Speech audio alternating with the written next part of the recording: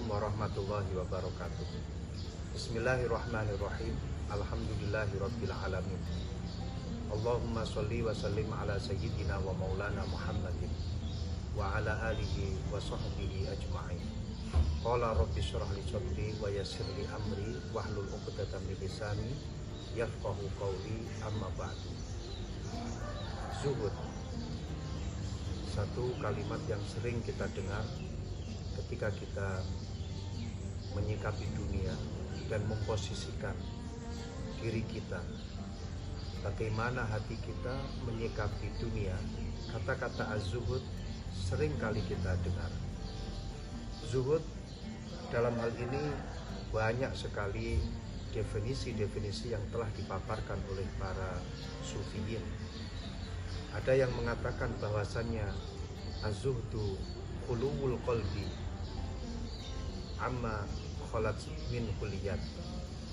Yang dimaksud dengan zuhud di sini adalah sepinya hati. Hati kosong dari hal-hal yang dilakukan oleh tangan kita. Setiap kali tangan melakukan sesuatu dan setiap kali tangan menggenggam sesuatu, diri kita memiliki sesuatu, maka hati kita tidak akan ada yang namanya ketertarikan, tidak akan ada yang namanya ketergantungan pada sesuatu yang ada di tangan kita. Dalam satu kesempatan Al-Imam Ibnul Jalla mengatakan bahwasannya az-zuhdu huwa an-nadharu ila dunya bi aini zawal litasghara fi ainika fayazhalu alaika al-i'radu anha. Yang dinamakan dengan zuhud adalah bagaimana kita memandang dunia dengan penilaian bahwa dunia itu akan hilang. Segala sesuatu yang ada di dunia ini pasti akan sirna. Kita memandang dunia ini seakan-akan kecil, sehingga kita mudah untuk berpaling dari dunia. Dari definisi ini dapat kita pastikan bahwasannya dunia, sesuatu yang ada di sekitar kita, sebenarnya semuanya akan sirna. Sehingga ketika kita memiliki keyakinan seperti ini, maka hati kita pasti kosong dengan ketertarikan terhadap dunia. Dikatakan oleh ba'dus salaf bahwasannya az-zuhdu istisgharud dunya wa mahwu athariha minal qalbi. Perkataan ini juga dikatakan oleh Al-Imam Al-Junaid rahimahullah ta'ala, bahwasanya zuhud itu adalah bagaimana kita memandang dunia itu kecil dan kita tidak ada ketertarikan dengan segala sesuatu dari hal-hal yang ada di dunia. Hati kita kosong terhadap dunia yang ada di depan kita.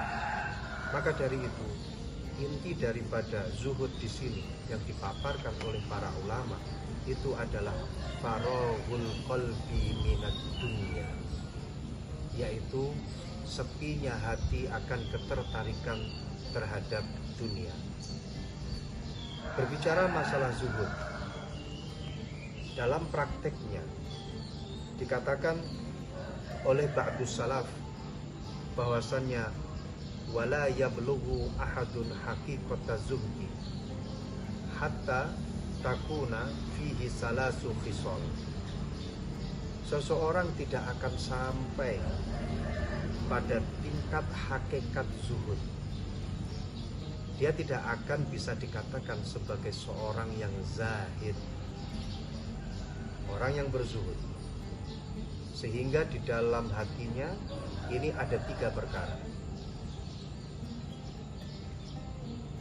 Yang pertama, amalun bila alaqah, yaitu ketika dia mengerjakan sesuatu maka tidak ada satu alaqah dari hatinya pada amal yang telah dia lakukan. Arti daripada tidak ada alaqah antara hati dengan amal, antara hati dengan perkara yang telah dia lakukan, adalah hatinya sepi dengan efek yang telah dia lakukan dalam sebuah pekerjaan, dalam sebuah aktivitas. Karena apa? Karena hatinya selalu terikat pada Allah Subhanahu wa ta'ala. Segala amal yang dia lakukan tujuannya tiada lain karena Allah Subhanahu wa ta'ala. Yang kedua, qaulun bila toma'in, yaitu kata-kata yang tidak ada unsur toma' di dalamnya. Ketika seseorang mengatakan sesuatu, kemudian diembel-embeli dengan satu harapan, diembel-embeli dengan keinginan, apa sih yang akan aku dapatkan dari perkataan yang aku sampaikan. Maka orang yang masih memiliki sifat semacam ini, dia masih jauh dari tingkat kezuhudan. Orang kalau sudah dikatakan sebagai zahid, memiliki sifat zuhud, adalah ketika dia mengatakan sesuatu, maka tidak ada satu embel-embel keinginan kecuali hanya ridho Allah Subhanahu wa ta'ala. Dan yang terakhir, wa'izzun bila riyasah, dia menjadi mulia tapi tidak ada satu keinginan untuk memiliki satu jabatan. Tidak ada satu harapan ketika dia melakukan sesuatu sehingga dia mengatakan, aku melakukan seperti ini, kira-kira aku mendapatkan posisi yang nyaman atau tidak. Tidak ada satu harapan seperti itu. Karena kemuliaan yang dia dapatkan itu adalah minallah. Apapun yang dia lakukan itu karena Allah, dan apapun yang dia ucapkan itu karena Allah Subhanahu wa ta'ala. Dalam satu riwayat hadis dikatakan bahwasanya ada seseorang datang kepada Rasulullah Shallallahu Alaihi Wasallam. Dia bertanya kepada Rasulullah, ya Rasulullah, dullani ala amalin idza amiltuhu ahabbani Allah wa ahabbani nas. Wahai Rasulullah, berikanlah aku resep, tunjukkanlah jalan kepadaku tentang sebuah amalan di mana ketika aku mengamalkannya, maka Allah akan mencintaiku dan manusia juga akan mencintaiku. Apa jawab Rasulullah Shallallahu Alaihi Wasallam?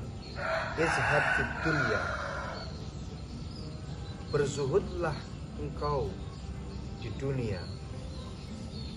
Yuhibbakallah, maka Allah akan mencintaimu. Wazhad fima fi aidin nas yuhibbuka, dan berzuhudlah engkau dalam hal sesuatu yang ada dalam kekuasaan manusia, maka niscaya manusia yang ada di sekitar kamu pasti akan mencintai kamu. Perlu dijelaskan dalam hadis ini, ketika kita berzuhud di dunia, kita tidak memiliki rasa ketergantungan terhadap dunia, maka Allah akan mencintai kita.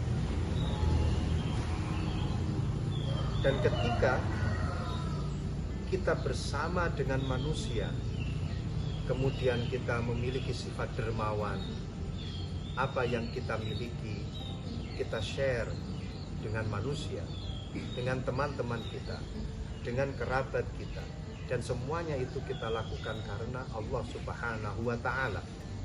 Seakan-akan harta yang dia miliki itu dari Allah dan kemudian dikembalikan kepada manusia juga karena Allah. Maka hal seperti demikian akan menjadikan manusia cinta kepada dirimu. Ini adalah satu konsep zuhud yang disampaikan oleh para ulama, disampaikan oleh Rasulullah Shallallahu Alaihi Wasallam. Bahkan suatu ketika Ibnu Umar radhiyallahu anhuma didatangi oleh Rasulullah, dan di situ Ibnu Umar ditepuk pundaknya oleh Rasulullah. Ya Ibnu Umar, kun fid dunya ka'annaka gharibun au abiru sabilin. Wahai Ibnu Umar, jadilah kamu di dunia ini seakan-akan kami itu adalah orang yang langka, aneh, sebagai orang yang asing. Au abiru sabilin, atau kamu berada di dunia ini seperti orang yang sedang berjalan melewati dan kemudian transit di dunia ini. Dalam satu hadis ditegaskan, au ka'annaka abiru sabilin wa udda nafsaka min ahlil kubur. Kamu berada di dunia ini seperti layaknya orang yang langka, aneh, merasa asing hidup di dunia ini. Dan kamu merasa seakan kamu sedang melewati satu jalan, kamu berada di satu perjalanan, dan kemudian kamu transit di situ. Di dunia itu adalah tempat transitanmu. Wa'udda nafsaka min ahlil kubur, dan persiapkanlah dirimu untuk menjadi ahlil kubur. Hadis ini memberikan satu isyarat kepada kita bahwasannya apa yang ada di dunia semuanya pasti akan sirna. Tidak ada yang langgeng di dunia ini. Apa yang kita lakukan, apa yang kita miliki, semuanya pasti akan sirna di dunia ini. Rasulullah Shallallahu Alaihi Wasallam diceritakan oleh Imam Ibnu Mas'ud, Abdullah ibn Mas'ud, salah satu sahabat Rasulullah Shallallahu Alaihi Wasallam, orang yang memiliki rahasianya Rasulullah, orang yang mengetahui rahasianya Rasulullah. Abdullah ibn Mas'ud adalah salah satu sahabatnya Rasulullah yang selalu mengikuti gerak-geriknya Rasulullah. Beliau adalah salah satu sahabat yang sangat-sangat dekat dengan Rasulullah. Beliau terkenal sebagai juru ladennya Rasulullah. Di mana Rasulullah berada, yang menjaga sandalnya Rasulullah adalah Abdullah ibn Mas'ud. Dan bahkan yang membawakan siwaknya Rasulullah itu adalah Abdullah ibn Mas'ud. Apa yang disaksikan oleh Abdullah ibn Mas'ud? Nama Rasulullah Sallallahu Alaihi Wasallam ala hasirin faqama wa qad athara fi jambihi faqulna ya Rasulullah lawit takhadna laka wita'an faqala mali walid dunya ma ana fid dunya illa karakibin istadalla tahta syajaratin summa roha wa tarakaha. Suatu ketika Rasulullah sedang istirahat, beliau sedang tidur, dan memang kebiasaan yang dilakukan oleh Al-Imam Abdullah bin Mas'ud adalah membangunkan Rasulullah ketika Rasulullah tertidur pada malam harinya. Kemudian setelah dibangunkan oleh Abdullah bin Mas'ud, Rasulullah melakukan qiyamul lail. Saking dekatnya Abdullah bin Mas'ud sehingga dia menyaksikan ketika Rasulullah tidur dan kemudian Rasulullah bangun. Di situ Abdullah bin Mas'ud melihat di samping perutnya Rasulullah, di situ ada bekasnya tempat tidur Rasulullah. Apa tempat tidur Rasulullah? Tempat tidur Rasulullah adalah anyaman pelepah kurma. Bayangkan, seorang Nabi, seorang Rasulullah, afdalu khalqillah, makhluknya Allah yang paling mulia, tidur di atas anyaman pelepah kurma, hingga di samping perutnya di situ ada bekas anyaman pelepah kurma. Abdullah bin Abbas kemudian mengatakan kepada Rasulullah, "Ya Rasulullah, bagaimana kalau saya ambilkan, saya carikan satu tempat tidur yang nyaman untukmu ya Rasulullah?" Abdullah bin Abbas tidak kuasa menahan tangis ketika melihat Rasulullah begitu sederhananya, sampai-sampai tidur dengan beralaskan anyaman pelepah kurma. Apa jawab Rasulullah ketika Abdullah bin Abbas mengatakan seperti itu? Ya Abdullah bin Abbas, mali walid dunia. Untukku tidak ada artinya itu yang namanya dunia. Gak ada artinya. Ma ana fid dunya illa karakibin. Aku ini hidup di dunia seperti orang yang sedang bepergian, seperti orang yang menunggang. Istadalla tahta syajaratin, di mana ketika dia berjalan terus menemukan satu pohon dan dia istirahat di bawah pohon. Terus kemudian setelah selesai istirahat, summa roha wa tarokaha. Kemudian dia pergi dan meninggalkan pohon yang menjadi tempat transitan tersebut. Begitu sederhananya Rasulullah, dan begitu luar biasa sifat zuhudnya Rasulullah Sallallahu Alaihi Wasallam. Bahkan dalam sifat kesuhudan Rasulullah ini pun juga ditiru oleh para sahabat-sahabatnya. Satu riwayat mengatakan, dan riwayat ini disampaikan oleh Abdullah bin Umar, Rasulullah Sallallahu Alaihi Wasallam menurut kesaksian Ibnu Umar, dalam kehidupan sehari-harinya Rasulullah tidak pernah melebihi 3 baju. Tidak pernah melebihi 3 baju. Abdullah bin Umar menyaksikan pakaian yang dipakai oleh Rasulullah berkisaran 3 baju saja, tidak lebih dari itu. Dan itu pun juga dilakukan oleh Sayyidina Abu Bakar As-Siddiq, di mana hanya 3 potong baju yang dimiliki oleh Abu Bakar As-Siddiq, seorang khalifah pemimpin dunia, hanya memiliki 3 baju. Dan juga dilakukan oleh para sahabat-sahabat yang lain, di mana Umar ibnu Khattab di situ juga memakai satu pakaian yang sangat-sangat sederhana.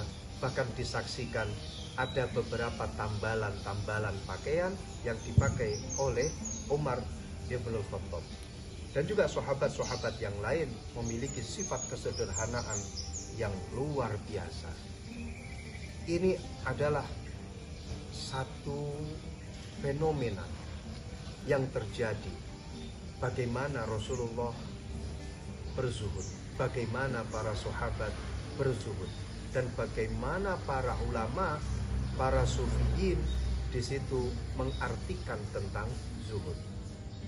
Saat ini kita hidup di era milenial. Saat ini kita berada di era globalisasi.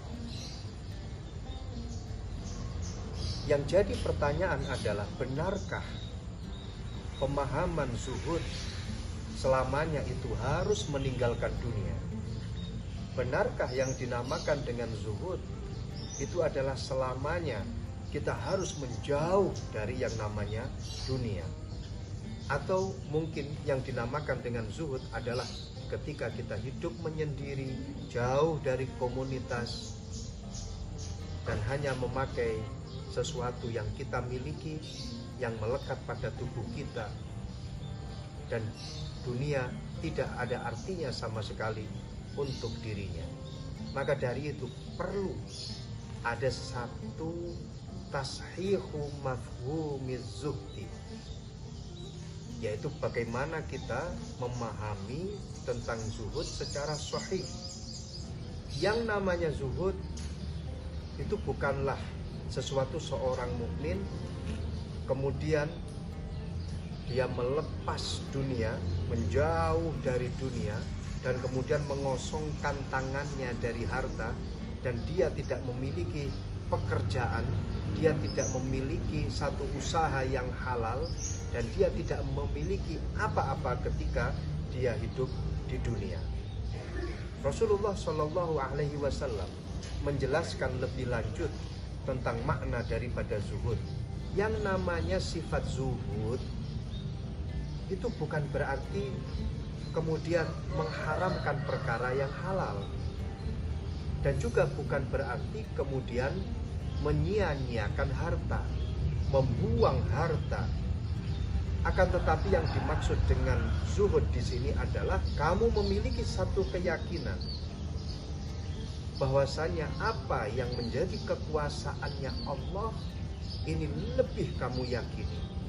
Segala sesuatunya itu menjadi kekuasaan Allah Subhanahu wa Ta'ala.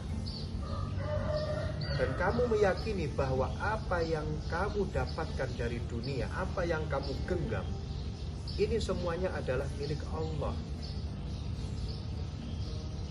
Kekuasaannya Allah ini lebih dahsyat bila dibandingkan dengan kekuasaanmu kepada dunia. Satu keyakinan ini harus kita camkan baik-baik ketika kita memahami sifat zuhud. Karena yang dinamakan dengan zuhud ini adalah amalul qalbi, atau satu amal yang dilakukan oleh hati. Ketika hati itu memiliki satu keyakinan bahwa apa yang dia miliki ini sebenarnya milik Allah, dan apa yang dia miliki ini sebenarnya tidak ada apa-apanya bila dibandingkan dengan miliknya Allah, bila dibandingkan dengan kekuasaannya Allah Subhanahu wa Ta'ala. Janganlah terus kemudian kita mengatakan bahwasanya kita tidak butuh dunia. Janganlah terus kemudian kita membuang harta seenaknya saja tanpa ada satu perhitungan.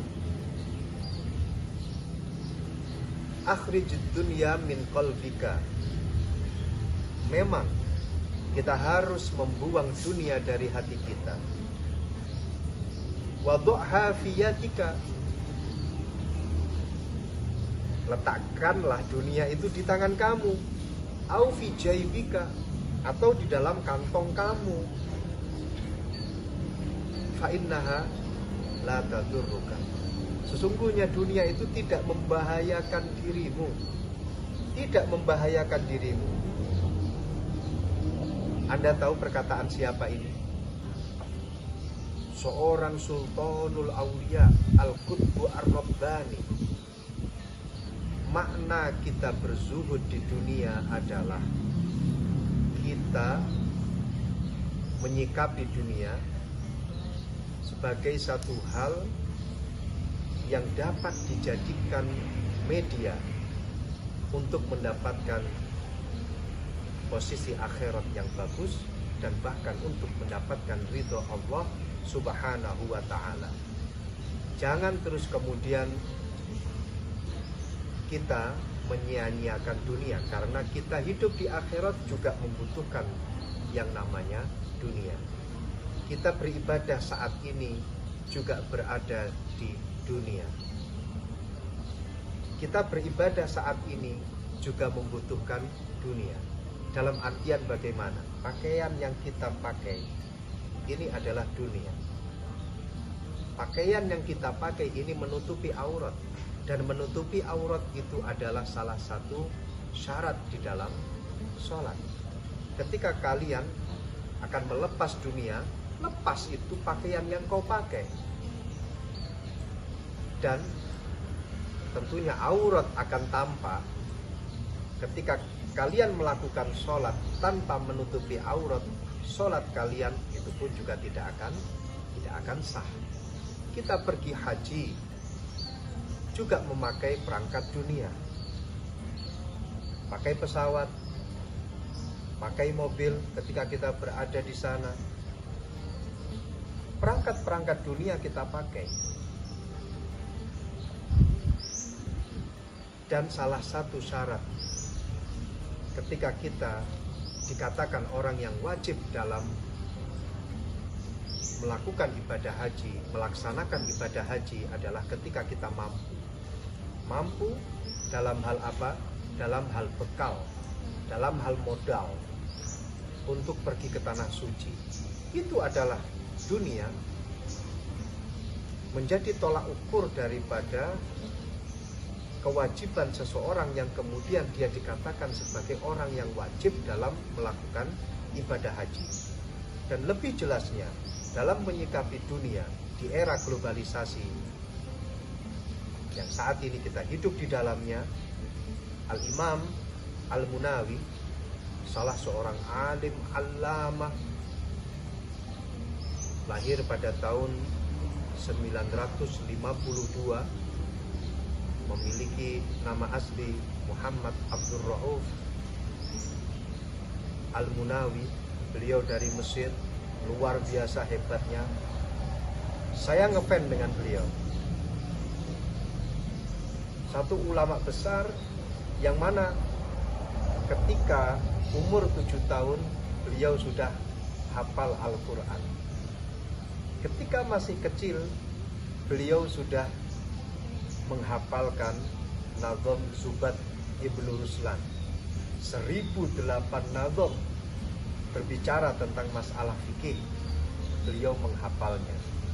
Dan juga beliau menghafalkan kitab-kitab yang lain, dan beliau memiliki ratusan karangan, termasuk diantaranya adalah kitab Faidul Qadir, syarah daripada kitab Al-Jami' As-Shaghir. Al-Imam Al-Munawi di sini menegaskan kepada kita, "Ad-dunya la tudham lidatiha fa innaha mazra'atul akhirah."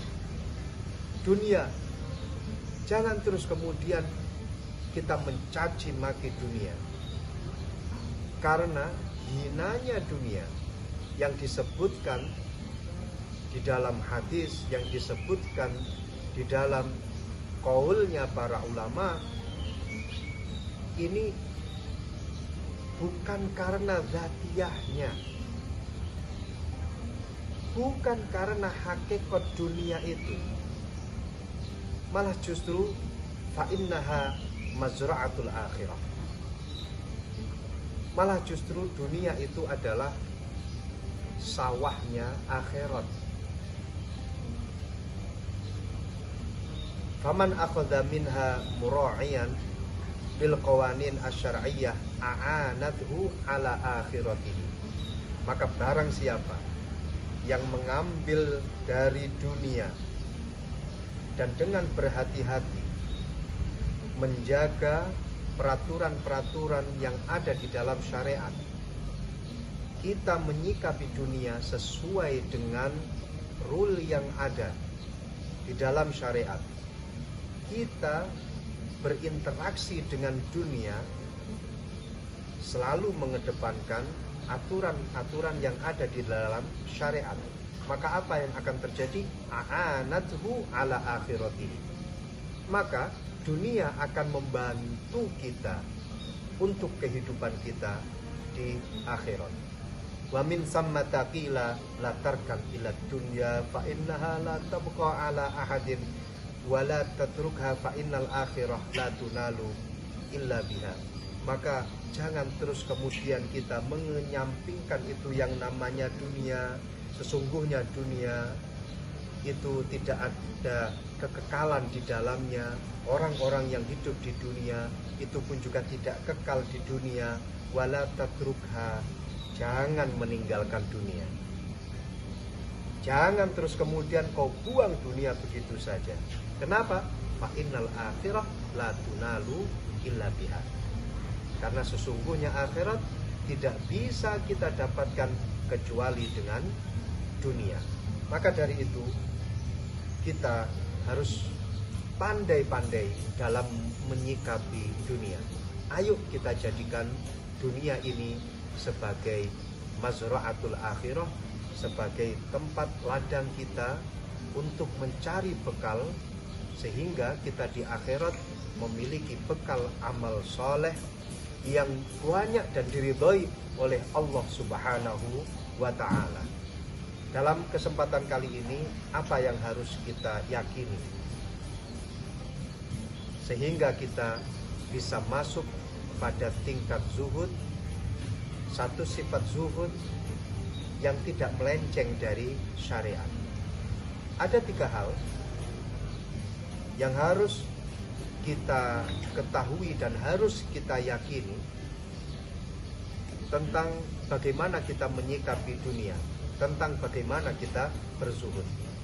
Yang pertama, al-ilmu bi anna dunya dhillun zailun wa khayalun zairun. Kita harus meyakini bahwasannya dunia itu adalah bayang-bayang yang hilang. Dunia itu adalah satu ayub-ayuban atau satu hal yang mengayomi kita, tapi akan sirna, tapi akan hilang. Tidak ada kekekalan di dunia ini, dan ini harus kita yakini ketika kita menyikapi dunia. Yang kedua, al-ilmu bi anna wara'aha daran a'zam minha qadran. Kita harus meyakini bahwasannya apa yang akan terjadi setelah dunia ini, yaitu akhirat. Di situ ada satu tempat yang lebih agung, yang lebih besar, dan tentunya lebih kekal. Lebih kekal dan bahkan selamanya. Dunia tidak ada kekekalan di dalamnya. Itu yang kedua yang harus kita yakini. Yang ketiga adalah al-ilmu bi anna zuhdal mu'minin fid dunya la yamna'uhum syai'an kutiba lahum. Kita harus meyakini bahwasanya apapun yang terjadi di dunia ini tidak ada efek bagi kita, tidak ada satu pengaruh bagi kita untuk kita beribadah kepada Allah Subhanahu wa ta'ala. Segala sesuatunya ini telah ditetapkan oleh Allah. Dan ketika kita hidup di dunia, meyakini bahwasanya Allah lah yang maha kuasa, Allah lah yang maha mengatur segalanya, dan kita ikut pada aturan Allah, dan kita berada di bawah kekuasaannya Allah,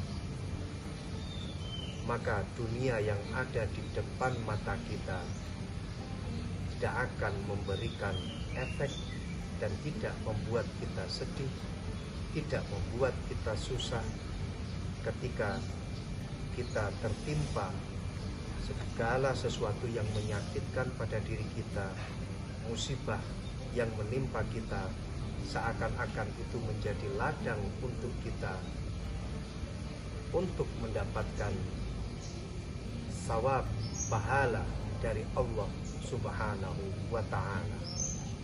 Demikian yang dapat saya sampaikan, semoga bermanfaat. Kurang lebihnya mohon maaf. Wal afu minkum.